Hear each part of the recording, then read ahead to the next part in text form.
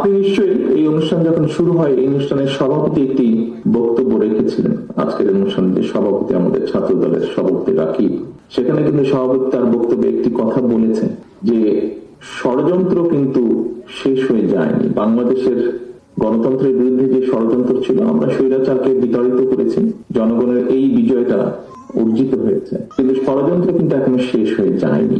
আপনাদের নিশ্চয়ই অনেকেরই মনে আছে, দেখেছেন, অনেকে শুনেছেন, আমি আজকে থেকে 8-9 মাস আগে বলেছিলাম দলীয় বিভিন্ন অনুষ্ঠানে এই অদৃশ্য শত্রু আছে।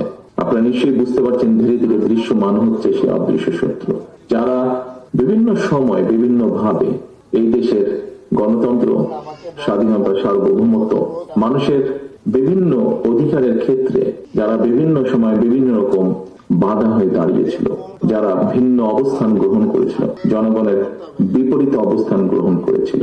আমরা বরাবর সরকারকে, বর্তমানে যে অন্তর্বর্তীকালীন সরকার আছে সেই সরকারকে আমরা বরাবর বলেছি অন্যায়কারী যেই হোক আমরা প্রশ্রয় দেব না। কাজে সরকারের দায়িত্ব হচ্ছে জনগণের জানমালের নিরাপত্তা হেফাজত করা, নিরাপত্তা দেওয়া।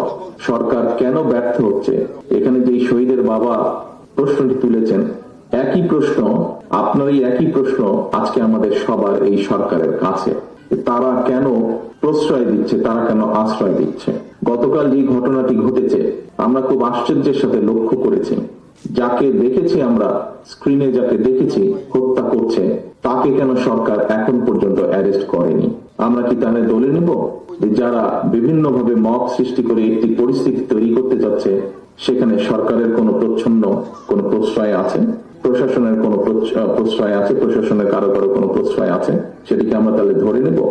কারণ আমাদেরও দাবি, দলের পক্ষ থেকে আমরা করেছি, আমাদের অঙ্গ সংগঠন করেছে। আপনারা দেখেছেন গতকাল মহাসচিব সাহেব দলের পক্ষ থেকে বলেছেন যে অন্যায় করবে সে অন্যায়, তার বিরুদ্ধে দেশের প্রচলিত আইন আছে, কাজে আইন অনুযায়ী তার বিরুদ্ধে ব্যবস্থা হবে। অন্যায়কারী কখনো কারোর কোনো দলের লোক হতে পারে না। কাজেই এই আপনার যে প্রশ্ন, এই প্রশ্ন আমাদেরও, এই প্রশ্ন অন্তর্বর্তীকালীন সরকারের কাছে আমাদের, এই প্রশ্ন সমগ্র বাংলাদেশের মানুষের।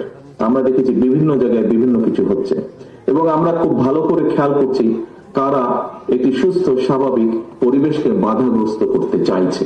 কাজে এখানে আপনারা যারা উপস্থিত আছেন, আপনারা প্রত্যেকটি মানুষ রাজনৈতিকভাবে সচেতন মানুষ, আপনাদের প্রত্যেকটি পরিবারের আত্মদান আছে এবং যেই আত্মত্যাগ আপনারা করছেন সেটি কোনো কিছু দিয়ে পরিশোধ করা সম্ভব নয়।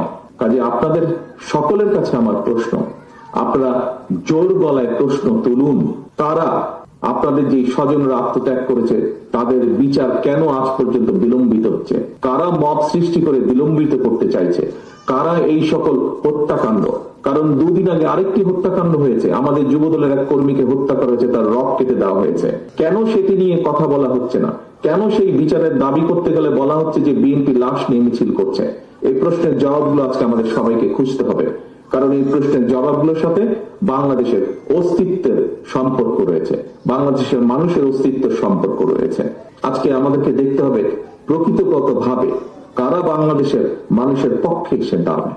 আমাদেরকে সত্যিকার ভাবে খুঁজে বের করতে হবে কারা বাংলাদেশের স্বাধীনতা, মানুষের স্বাধীনতা, সার্বভৌমত্বের পক্ষে অবস্থান নিয়েছে আজ, গতকাল, গত পরশু বা 50 বছর আগে।